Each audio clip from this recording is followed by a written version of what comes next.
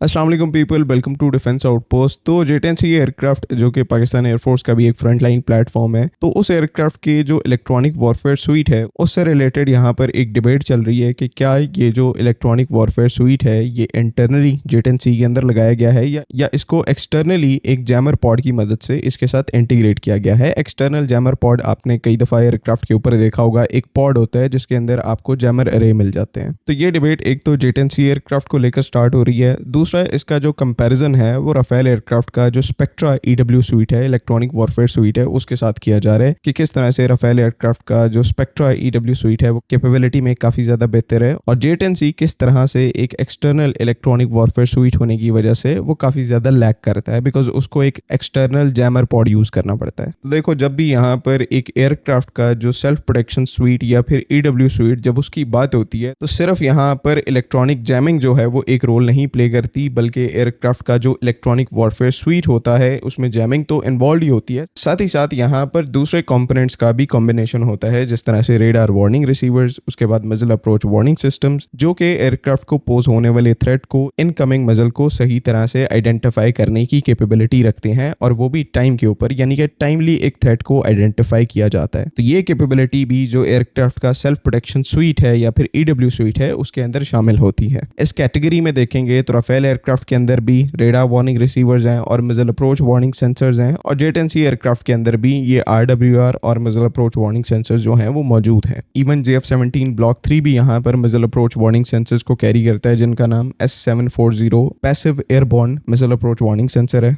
जो कि काफ़ी ज़्यादा एडवांस्ड है और अल्ट्रावायलेट एमिशंस का यूज़ करते हुए इनकमिंग मिसाइल के जो एग्जॉस्ट प्लूम्स हैं उनको डिटेक्ट और ट्रैक करके इनकमिंग थ्रेट का पता लगाते हैं। जे-10C एयरक्राफ्ट के अंदर भी यही मिसाइल अप्रोच वार्निंग सेंसर्स जो हैं उनका इस्तेमाल किया जाता है। अब ये तो यहाँ पर बात होगी जो थ्रेट आइडेंटिफिकेशन है जो कि ईडब्ल्यू स्वीट का पार्ट होता है, उसके ऊपर हमने डिस्कशन कर ली कि किस तरह से राफेल का जो स्पेक्ट्रा ईडब्ल्यू स्वीट है वो भी काफ़ी ज़्यादा एडवांस्ड है, उसके अंदर भी सारे कंपोनेंट्स मौजूद हैं और जे-10C एयरक्राफ्ट में भी ये जो सब कंपोनेंट्स हैं वो पहले से मौजूद है। लेकिन जहाँ पर बात आ जाती है एक fully integrated internal jamming system की, तो उसमें वैसे तो सबको पता है कि राफेल के अंदर स्पेक्ट्रा ईडब्ल्यू स्वीट है, उसके अपने जैमर एरेज हैं जो कि राफेल एयरक्राफ्ट के साथ इंटीग्रेटेड है। लेकिन एक कॉमन मिसकंसेप्शन क्या है कि लोग जे-10C एयरक्राफ्ट से रिलेटेड ये समझते हैं कि इसके अंदर अपना कोई जो इंटरनल जैमिंग सिस्टम है वो मौजूद नहीं है, जो कि ये चीज़ यहाँ पर बिल्कुल भी एक्यूरेट नहीं है। कंफ्यूजन कहाँ पर होती है कि जे-10 के जो पिछले वेरिएंट्स हैं यानी कि जे-10A और जे-10B, उनके अंदर क्योंकि एक proper internal electronic warfare sweet मौजूद नहीं था, तो उन एयरक्राफ्ट को अपने साथ एक जो जैमर पॉड है वो कैरी करना पड़ता था, जिसकी वजह से एक कॉमन मिसकंसेप्शन क्रिएट होगी कि जे-10C एयरक्राफ्ट भी जो है वो एक एक्सटर्नल पॉड कैरी करता है और उसके अंदर जो अपना एक इंटरनल इलेक्ट्रॉनिक वॉरफेयर स्वीट है वो प्रेजेंट नहीं है। अगेन यहाँ पर ये एक गलत फैक्ट है, और जिस तरह से डसॉ राफेल एयरक्राफ्ट के पास अपना स्पेक्ट्रा स्वीट है, उसी तरह से जे-10C एयरक्राफ्ट के पास भी अपना एक इंटरनल इलेक्ट्रॉनिक वॉरफेयर स्वीट है जो कि अपने एक जैमिंग सिस्टम के साथ भी आता है। इनफैक्ट यहाँ पर कई मामलों के अंदर जे-10C एयरक्राफ्ट का जो इंटरनल इलेक्ट्रॉनिक वॉरफेयर स्वीट है, रॉ पावर के मामले में जो राफेल एयरक्राफ्ट का इलेक्ट्रॉनिक वॉरफेयर स्वीट है उसको कई जगह के ऊपर बीट भी करता है। बिकॉज जे-10C के अंदर चाइना ने अप्रोच क्या रखी कि इसका जो इंटरनल इलेक्ट्रॉनिक वॉरफेयर स्वीट है उसको इसके एक पावरफुल EESA रेडार के साथ कपल कर दिया गया है, यानी कि कंबाइन कर दिया गया है। और जे-10C के अंदर आपको चाइना का one of the most advanced EESA radar देखने को मिलता है जो कि KLJ-10A EESA रेडार है, और ये स्पेसिफिक रेडार जो है वो तकरीबन 1200 ट्रांसमिट रिसीव मॉड्यूल्स के साथ आता है जो कि गैन बेस्ड TR मॉड्यूल्स हैं, यानी कि gallium nitride based TR modules हैं। तो इसी एक पावरफुल EESA रेडार के होने का फायदा यहाँ पर ये है क्योंकि जे-10C का जो ईडब्ल्यू स्वीट है वो रेडार के साथ एक EESA रेडार के साथ कपल्ड है, कंबाइंड है, तो इलेक्ट्रॉनिक जैमिंग के लिए जे-10C एयरक्राफ्ट जो है वो डायरेक्टली अपने EESA रेडार को यूटिलाइज कर सकता है, और साइमल्टेनियसली यहाँ पर जो टारगेट ट्रैकिंग है उसको भी परफॉर्म किया जा सकता है, जो आपके नॉर्मल एक रेडार के फीचर्स हैं वो भी परफॉर्म किए जा सकते हैं। एंड साथ ही साथ यहाँ पर उन्हीं मॉड्यूल्स का यूज करते हुए, जो एमिटर्स हैं उनका यूज करते हुए, उन्हीं ट्रैकिंग टारगेट्स के ऊपर जो जैमिंग है उसको भी परफॉर्म किया जा सकता है। और यही सारा जो एक इलेक्ट्रॉनिक वॉरफेयर सिस्टम है, जिस तरह से वीडियो के शुरू में मेंशन किया कि सिर्फ एक ईडब्ल्यू स्वीट के अंदर जैमिंग नहीं होती बल्कि थ्रेट आइडेंटिफिकेशन भी मौजूद होती है, तो इसी जे-10C एयरक्राफ्ट के अंदर इसके जो मिसाइल अप्रोच वार्निंग सेंसर्स हैं, रेडार वार्निंग रिसीवर्स हैं, वो इस पूरे इलेक्ट्रॉनिक वॉरफेयर स्वीट का पार्ट है जो कि जैमिंग को भी परफॉर्म कर सकता है और एक्यूरेटली यहाँ पर जो इनकमिंग थ्रेट्स हैं उनको भी टाइम के ऊपर डिटेक्ट करके जो एवेसिव मैनूवर्स हैं उनको परफॉर्म किया जा सकता है।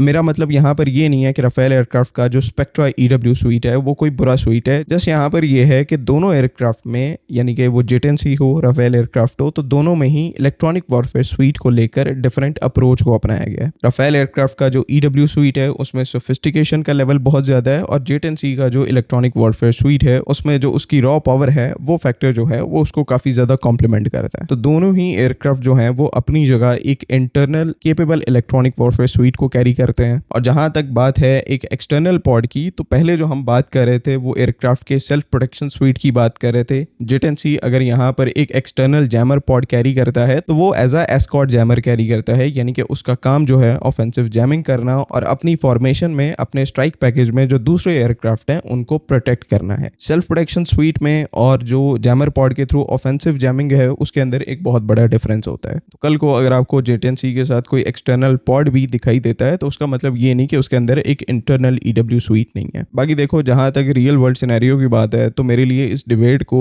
एंड करना जो है वो काफी ज्यादा आसान था, बिकॉज हमारे पास एक रियल वर्ल्ड एयर बैटल का एक्सपीरियंस है, जहां पर 7 मई 2025 को जब ये दोनों एयरक्राफ्ट जेट-एंड-सी और राफेल एयरक्राफ्ट एक दूसरे के आमने सामने आए थे, तो सिर्फ एक साइड यानी कि जेट-एंड-सी एयरक्राफ्ट की साइड जो है वो प्रॉपरली फंक्शन कर रही थी, अपने टारगेट्स को लॉक कर रही थी और उनके ऊपर जो है एयर टू एयर मिसाइल्स को फायर किया जा रहा था। तो रियल वर्ल्ड सिनेरियोज की बेसिस के ऊपर इस डिबेट को एंड करना तो काफी ज्यादा आसान था, लेकिन फिर वही बात कि एवीएम औरंगजेब ने जिस तरह से कहा था कि Rafale is a potent aircraft if employed well, तो मसला वहां पर एम्प्लॉयमेंट का था कि किस साइड ने अपना जो इक्विपमेंट है उसको बेटर तरीके से एम्प्लॉय किया। बाकी खैर और ज्यादा कुछ टॉपिक में डिस्कस करने को नहीं है, अपना जो ओपिनियन है उसको काइंडली कॉमेंट्स में जरूर लिखें। बाकी अगली वीडियो तक के लिए अल्लाह हाफिज़। पाकिस्तान जिंदाबाद।